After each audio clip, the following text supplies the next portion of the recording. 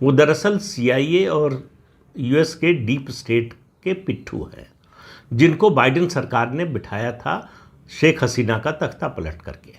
लाखों करोड़ों रुपए दिए थे तख्ता पलट के लिए। ये अब सब सामने आ चुका है। ट्रंप के राष्ट्रपति बनने के बाद से ये चीज़ें जो है, ये फैक्ट्स सामने आ चुके हैं। और ये शख्स जो है ये भारत विरोधी है, इसमें किसी को किसी तरह की शंका नहीं होनी चाहिए। ये अभी 26 मार्च को चीन गया था।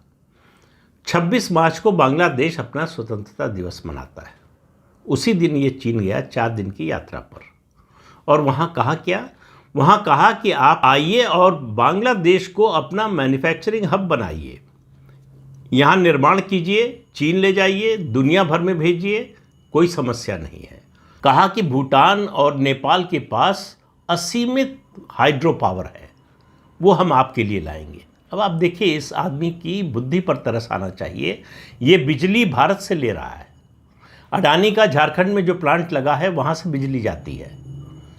तख्ता पलट के बाद जो है पैसा देना बंद किया तो अडानी ने जो है बिजली देना रोक दिया। फिर किसी तरह से हाथ पैर जोड़ के कुछ पैसे दे के फिर से शुरू कराया सप्लाई, और चीन से कह रहा है कि हम आपको देंगे। 100 से ज़्यादा टेक्सटाइल पार्क बंद हो चुके हैं बांग्लादेश में इसके सत्ता में आने के बाद से।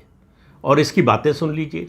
और कह क्या रहा है कि ओशियन के इस इलाके में गार्डियन हम हैं, क्योंकि भारत के ये जो 7 राज्य हैं ये लैंडलॉक्ड हैं, इनका समुद्र से कोई नाता नहीं है, कोई लिंक नहीं है। क्यों कि चटगांव जो है, जो बंदरगाह है, पोर्ट है, वो बांग्लादेश में आता है। और आपको ये पता ही होगा कि बांग्लादेश लंबे समय से, प्राचीन काल से भारत के जो अलग अलग साम्राज्य रहे उनका हिस्सा रहा है।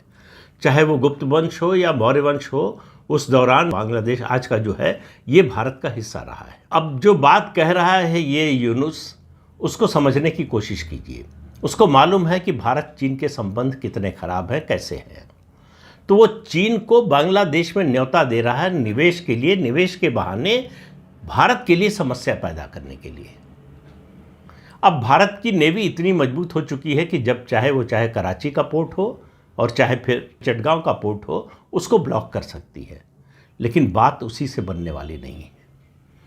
भारत सरकार पिछले 10-11 सालों से लगातार ये जो चिकन नेक है, 20 किलोमीटर का जो गलियारा है, इसको और मजबूत करने के लिए rail, road, multi modal transport के जितने साधन हो सकते हैं वॉर फुटिंग पर उस पर काम चल रहा है।